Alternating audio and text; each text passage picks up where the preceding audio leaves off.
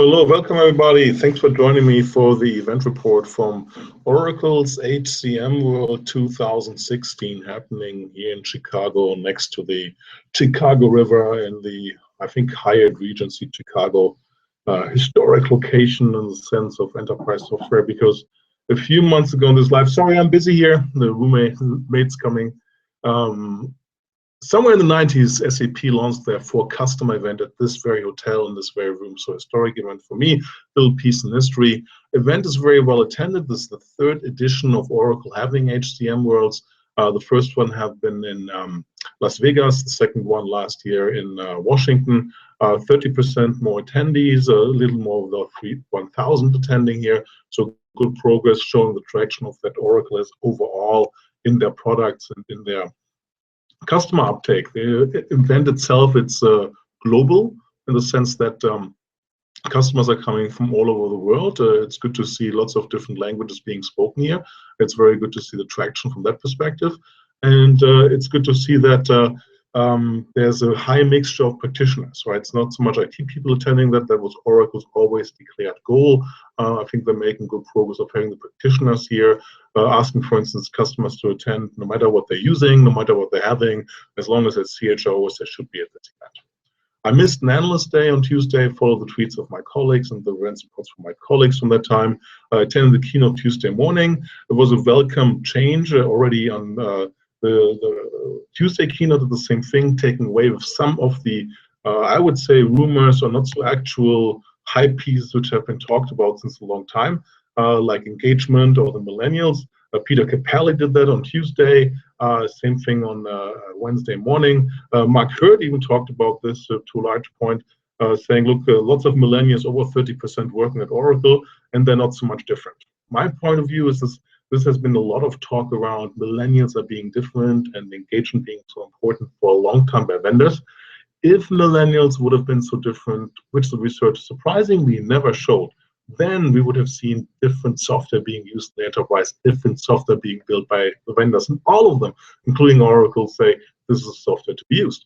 And this means there is not such a fundamental difference in uptake. And my joke here is always, even the millennials will not SMS in their holiday requests, but will use whatever kind of employee self-service application to get their holiday done. Just has to be high enough involvement item. And on the engagement side, most people work to live, so they have to be motivated. Motivation is a conversation to have. So good to see that first vendors are talking about, it's not so much about the generations at work, it's not so much about engagement. Mark Hurd talked a little bit scary for the attendees, how there's less money in the economy in general. The only way, that's always his outlook, is to make your people more productive. That's the part I would love to see Mark Hurd giving a coaching example to the attendees. If you were my CHRO, how would you have to come to me to get more money from me as CEO? As a very number-driven CEO, we always see this spark to do math and so on from that perspective. So good and glad to see that. After Mark, we heard a little bit about advancing from my slides here. Pictures. After Mark, we heard about from one of the sponsors, as usual. In this case, it was Deloitte, which was always the SI sponsoring here, talking to one of the vendor customers. It was very interesting, Macy's, and through their implementation of FCM and how they're using a number of the more modern pieces which are relevant there from a digital technology perspective and a general uptake perspective. So that was interesting to see. In general, interesting that Oracle has just moved to the latest version of the software internally on a worldwide level. Oracle is probably one of the biggest users of their own champagne, with over 140,000 employees being in the system, having a multi-general workforce, 38% of being millennial, 44%, so the bigger portion being Gen X. Very interesting that it was shared. It's a huge hiring operation with over 500 to 600,000 resumes being parsed by Oracle, and about 60,000, 70,000 candidates coming in annually. And Oracle hires about 20,000 people per year, excluding mergers and acquisition, out of which over 3,000 are college hires. So lots of transfer hires, which is an interesting segue to the importance of one of the things I'm advocating, the transporting of bringing professionals up to speed on the next job. No questions from that perspective. And then coming to the investment, which at Oracle is always massive and big, but probably is the biggest investment in the industry. Overall, Oracle shared they're spending over 5.3 billion R&D. Personally, covering also Oracle Cloud perspective, I would like to see a little more spending on the infrastructure as a service R&D. I think that's going to be the number to look at how well Oracle is really selling overall cloud, how much on the other side can squeeze things owning the complete stack. But it's going to be interesting to look at those infrastructure as a service investments. But back to HCM, the investment is massive on the HCM side, over 2,000 developers, not mentioning product managers and other people being in that area. So it's well over 2,000 people investment.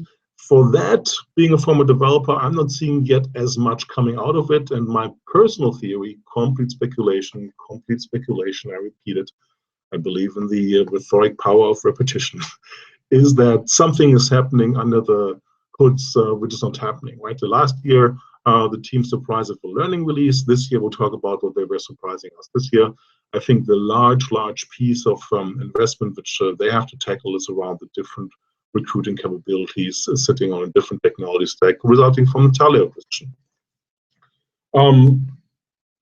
Yeah, so pretty much coming over to what are my takeaways of the event. Always tough to find the top 3. Hopefully this little recap was helpful for you. So growth, we said that already, more customers live than ever, better traction ever, talked to selected 5-6 customers which are implementing right now and going live, all very, very large accounts. When they're live, it's going to be a big proof point of Oracle HCM working well. The surprise of 2016 was help desk functionality. And many people might be saying, why help desk functionality? Isn't that a different area? But if you are in HR, you know about how much trouble it is to have the whole employee population of an enterprise work with your software, and then having the help calls, tickets of those through a tiered support system. Now, when you build this separately, you always have to have 2 systems running on this. Employees have to log tickets or cases in other files in their own system. The big advantage of doing this natively, as Oracle is doing this, is that you can do this on the screen where the employee is. And encouraging what you see in the early version, the plans for the product was going to be released in the first instance in the Oracle HCM 12 release of fall 2016, is that you're in context, you're in your transaction, you're doing something as an employee, you don't know how to do it. The first thing is you get some knowledge management help. I think, I don't know, I have to confirm that Oracle's even using some of this new learning product to figure out how this is being done. If I then cannot, then I can request the help of an HR support agent, of an HR professional, no matter where it's being routed. It's using the Oracle Rules Engine or it's not, to find the right professional to help you with that. And then that professional can see the same screen, take over for me as an employee, complete the transaction. Hopefully I learn what was being done, what was supposed to be done for the next time, and move on with that. So interesting approach. Productivity, very much in mind of large customers, but also of a benefit for smaller customers, and good to have this built in the same technology stack. On the learning side, Oracle is making progress. Is, if I remember right, I've been able to dedupe with the roadmap they shared in summer of last year at an analyst meeting. They're faster than planned. The e-learning capabilities are there. Self-publication skills have been there and brought to that.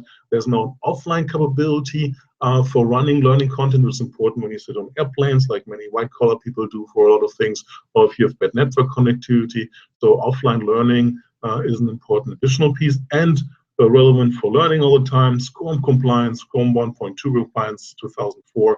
So that's a good start, good progress on the learning side. But the road there is long. The ultimate thing is in classroom learning. Not that so many people are still doing it, but they have to do it for a large part of the regulatory pieces.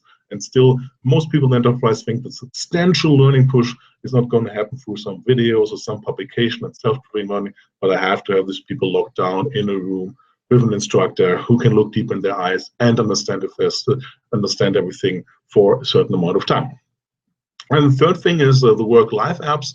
Oracle is quite differentiated with work-life apps in general, with fitness tracking and competitions and other things which nobody else is building right now. I think a possibility out of those 2,000 developers is to build these other interesting things.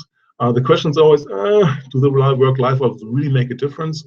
It's good to speak to some people on the street here at the customer event, appreciation event last night at the Field Museum. Few are using it, but the ones that are using it, say in hindsight, they always think, that little thing, it makes a big difference. So the new addition in the Work Life apps in the release of Oracle HCM 11 is a volunteering application, which also helps HR with some of the administrative thing around the good things companies do, the pro bono work they're doing, about employees finding the right voluntary thing, which usually is a different system, and HR finding out or helping people with their career development and say, look, you should consider potentially of doing that work for charity because it's going to help you from your resume, from increasing your human capital. So a good move in general. Good to see Oracle also using things like career development, having the suite level benefits, bring these things together. And again, something where usually an employee has a fasten your seatbelt user interface experience, because these voluntary sign-up matching on situations are always different applications as reality in enterprise today. So good to come together. So overall, good progress by Oracle. Good to see more traction at the event. Good to see more customers. Good to seeing the product being pushed forward in all areas. I just picked the new areas. There's lots of progress in other aspects in existing and newer modules like performance management, which I think was 2 years ago. So lots of further progress from that perspective, equally on payroll, country localization perspective, no question, but it's too short to talk about all of this here.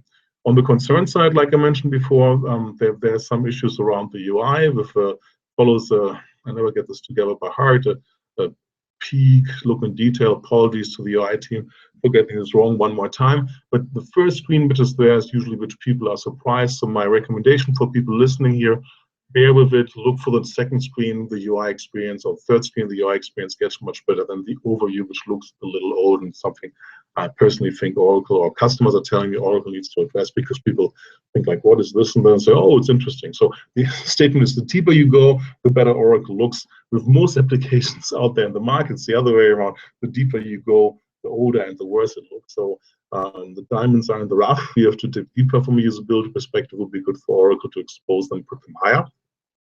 And then, as I mentioned pre-peak before, there is this thing, everything's built on the Fusion platform or on the Oracle Cloud platform, taking advantage of that, except for recruiting with Taleo. And recruiting is very important, as we know, in the years coming forward, with enterprise facing a workforce population shortage. Having that on the same platform is something that's going to be really important for Oracle. And who knows, maybe they're working on this and haven't told us yet, because, of course, create lots of excitement, but lots of concern on the other side. So again, complete speculation from my side of that happening in the background. I'm just trying to putting my development hat on and doing the math. So for customers, it means, for CHROs, it means Oracle is definitely one of the vendors to look. Oracle is very likely to be one of the vendors to be shortlisted. I think the product issues are largely out of the way.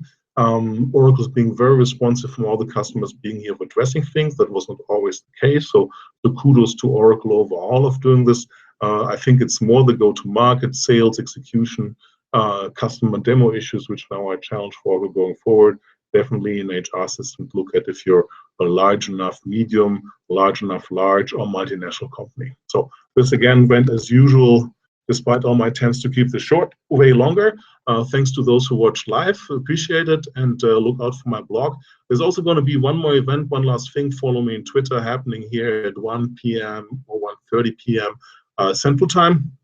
And there's going to be a surprise guest, potentially, and what that means at Oracle is always clear. Founder, chairman of the board, and CTO Larry Ellison might be coming, but you never know. Larry is Larry. Billionaire, the billionaires, if he's going to be there. So check for my tweets what's happening. It's going to be also the key product keynote from Gretchen Alakon, who runs product strategy for HCM at Oracle. So look forward to that. Look for the tweets. This was recorded before that. So appreciate you watching. Check out my blog as it's coming out soon. Thank you.